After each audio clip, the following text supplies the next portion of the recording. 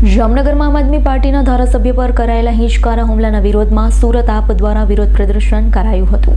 સુરતના ring road પર આમ આદમી પાર્ટીના કાર્યકર્તાઓ ભેગા થયા હતા અને જણાવ્યું હતું કે આમ આદમી પાર્ટી આજે ગુજરાતમાં સૌથી લોકપ્રિય અને સૌની આશા બની છે, ત્યારે ભાજપ અને કોંગ્રેસ બંને પાર્ટીના પેટમાં તેલ રેડાયું છે।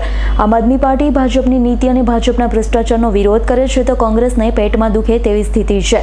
હાલમાં જામનગરમાં આમ આદમી પાર્ટીની સભામાં ભાજપે આયોજનપૂર્વક કોંગ્રેસના માણસ પાસે ગોપાલ ઇટાલિયા પર જૂતું ફેંકી હુમલો કરાવ્યો, જેના વિરોધમાં રિંગ રોડ પર ડોક્ટર બાબા સાહેબ આંબેડકરની પ્રતિમા પાસે આપ દ્વારા વિરોધ પ્રદર્શન કરાયું હતું, જેમાં મોટી સંખ્યામાં આપના નેતા અને કાર્યકરો જોડાયા હતા।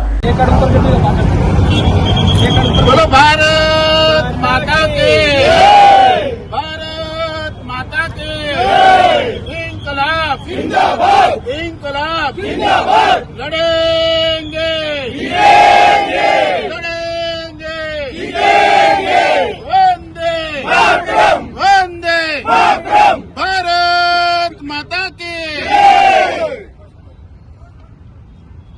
परम दिवसे એટલે કે તારીખ 5/12/2025 ના રોજ આમ આદમી પાર્ટીની ગુજરાત જોડો અભિયાન અંતર્ગત જામનગર શહેરની અંદર મીટિંગ હતી, સભા હતી અને સભાની અંદર કોંગ્રેસના ઘણા બધા નગરસેવકો આમ આદમી પાર્ટીની વિચારધારાથી પ્રેરિત થઈ અને આમ આદમી પાર્ટીના નેતા અને વિસાવદરના ધારાસભ્ય શ્રી ગોપાલભાઈ ઇટાલિયાની આગેવાનીમાં આમ આદમી પાર્ટીનો ખેસ ધારણ કરવા માટે જ્યારે ઉપસ્થિત હતા ત્યારે ભારતીય જનતા પાર્ટીના ઈશારે કોંગ્રેસના એક કાર્યકર્તાએ ચાલુ સભા દરમિયાન આમ આદમી પાર્ટીના નેતા ઉપર બૂટનો જે ઘા કર્યો છે એ લોકશાહીમાં ક્યારેય ચલાવી લેવાય એમ નથી।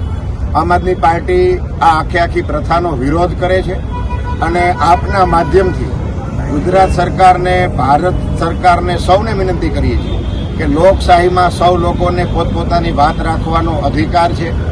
સરકારની નાકામયાબી, સરકાર જે બાબતે નિષ્ફળ ગઈ છે એ બાબતને ઉજાગર કરવાની જવાબદારી હંમેશા વિપક્ષની રહી છે અને એ જવાબદારી ઉજાગર કરવાના સમયે સભામાં એક કાર્યકર્તા આવે છે, પોલીસ તંત્રની હાજરીમાં આવે છે અને અમારા નેતા ઉપર, ધારાસભ્યો ઉપર અને ગુજરાતના સૌથી યુવા ધારાસભ્ય અને સૌથી લોકપ્રિય ધારાસભ્યો ઉપર જ્યારે બૂટનો ઘા કરે છે તો એ હંમેશા નિંદનીય હોય છે।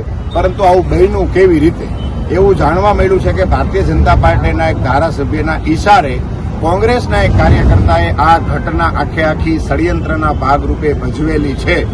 એટલે કે ભાજપ અને કોંગ્રેસ બેયના પેટમાં તેલ રેડાયું અને તેલ રેડાવાનું કારણ માત્ર એટલું છે કે આમ આદમી પાર્ટીની લોકપ્રિયતા વધતી જાય છે અને લોકપ્રિયતાથી કોંગ્રેસ પણ ડરી ગઈ છે અને ભાજપ પણ ડરી ગઈ છે। ત્યારે અમે સંદેશો આપવા માંગીએ છીએ કે અમે આવા કોઈ પણ કાવતરાથી ડરવાના નથી, અમે મજબૂતાઈથી લડવાવાળા આમ આદમી પાર્ટીના સૈનિકો હતા, છીએ અને હંમેશા લડતા રહીશું।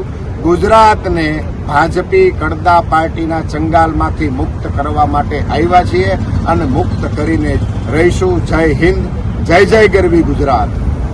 Bureau report S9 news Surat.